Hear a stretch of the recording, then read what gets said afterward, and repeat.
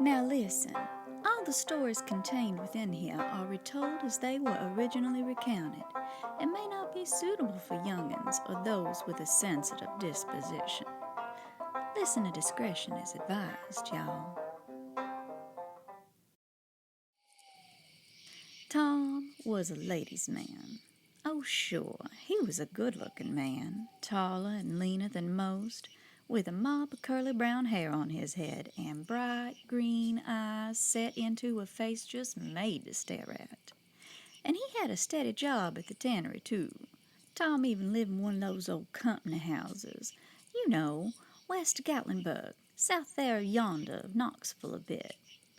Anyway, even though Tom was living high on the hog and couldn't want for a thing, he was always running around, sweet-talking and courting every girl he could find.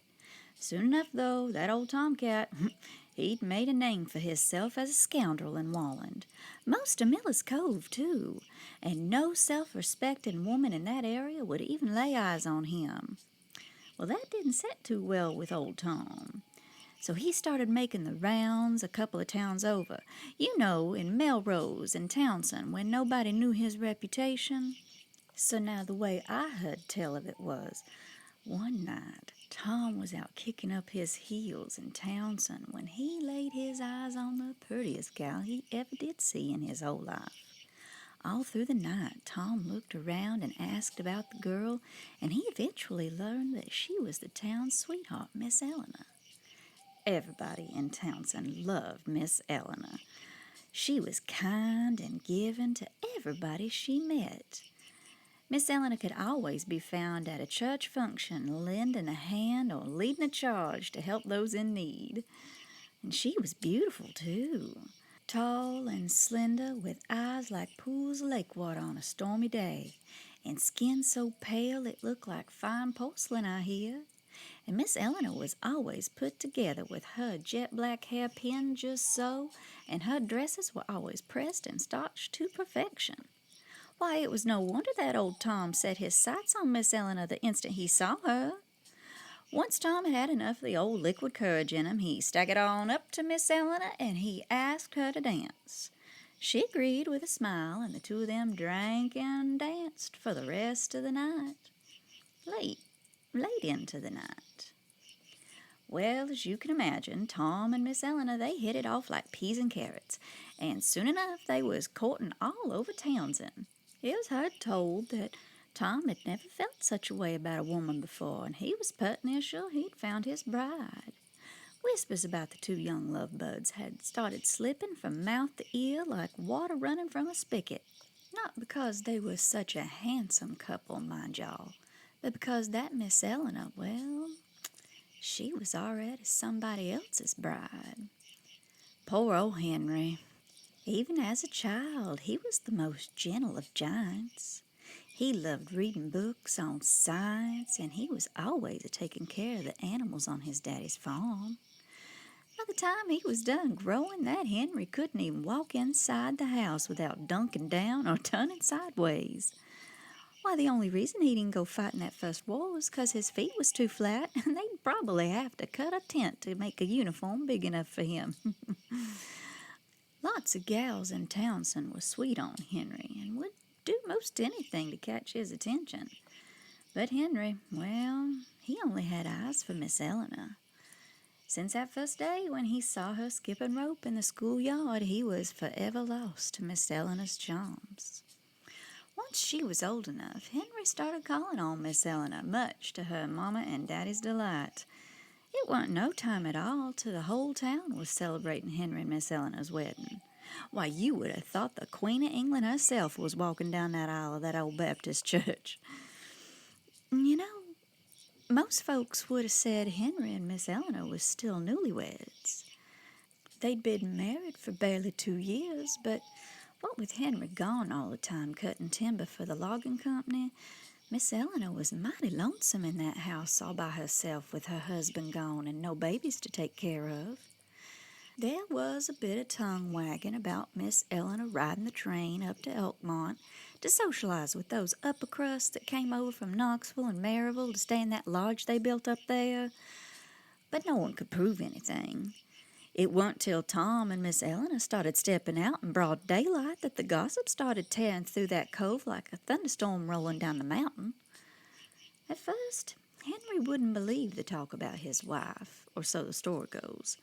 He just couldn't believe that his Ellie would ever betray him.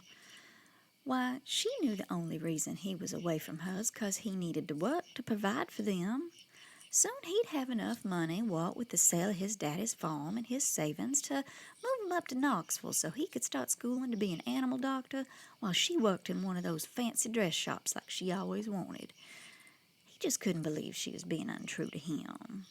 But then, one afternoon, Henry just happened to be in Elkmont picking up the mailbag for the logging company when he saw his precious Ellie with some fella getting off the train. They say he tore that mailbag clean in two with his bare hands as he watched his wife being familiar with that man, touching his chest and running her hand through his hair. Why, they even kissed right there where God and everybody could see 'em. It was all poor Henry could do to not stomp a muddy spot in that boy and walk him dry right then and there. No, that'd be far too good for that bastard. Henry decided he needed to teach both of 'em a lesson they'd never forget. Now there's a version for every hair on your head of what happened that night down there on that road they call Lover's Lane nowadays. Nobody knows for sure, though. Most folks say Henry borrowed a fella's car and that he tailed Tom and Miss Eleanor for a day or so till the scheming lovers ended up on that old isolated stretch of road. Henry sat there off in the distance so's that no one could see him, but still close enough for Henry to hear his wife's familiar laugh and her sighs of pleasure. Pretty soon, poor old Henry was just plumb white-hot with rage, and Tom and Miss Eleanor, well, they never stood a chance. From there, the account gets even more muddled, 'cause it was heard told that Henry couldn't remember much after storming up to Tom's car and nearly tearing the door off the hinges. But the carnage that the sheriff and his deputies found out there in the middle of nowhere, well, it spoke for itself. Why, if Henry hadn't sauntered into the station to turn himself in after what he did, they probably would have never found Miss Eleanor or what was left of old Tom. Now, I say what was left of Tom 'cause, well, all the sheriff and his men could find was that old boy's skin hanging from a tree next to Tom's car. And Miss Eleanor, well, she was found in the underbrush with a gash in her belly so deep that her guts was, well, let's just say Miss Eleanor didn't go quick like. They searched for a week, but they never did find old Tom's body in them woods. And that's where the legend starts. To this day, folks say that Tom had no idea Miss Eleanor was a married woman, and that he unjustly suffered the wrath of a vengeful husband. They say Henry chased Tom down after he gutted his wife, and he strung Tom up by the neck till his toes just barely touched the ground, just enough to keep him alive, but to also keep Tom a-gasping for air. Then Henry stripped Tom down naked as a jaybird and started skinning that boy alive from the feet up like he was field dressing a deer. It was well known that Henry was the best hunter in the cove, and nobody could skin an animal like he could with that old bowie knife of his. The skin husk the chef found afterwards was all in one piece, cut off of Tom's bones slowly and carefully to make sure it didn't tear. God only knows how Tom suffered, but there is one thing everybody in Wallen is sure of. That old tomcat survived. Lover's Lane has changed quite a bit since that awful night.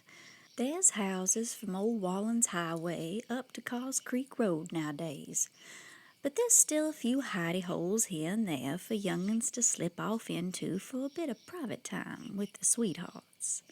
Most of the time those young'uns come out of the woods with big smiles and messy clothes, but sometimes a few unlucky folks come out of those woods just a-screaming about a man with no skin chasing 'em with a big old bowie knife in his bloody hand. Some say they barely escape with their lives. Now, do y'all think that Tom is mad about what was done to him all those years ago and is looking to take some revenge? Or do y'all just suppose he's cold and looking for a new hide to keep himself warm?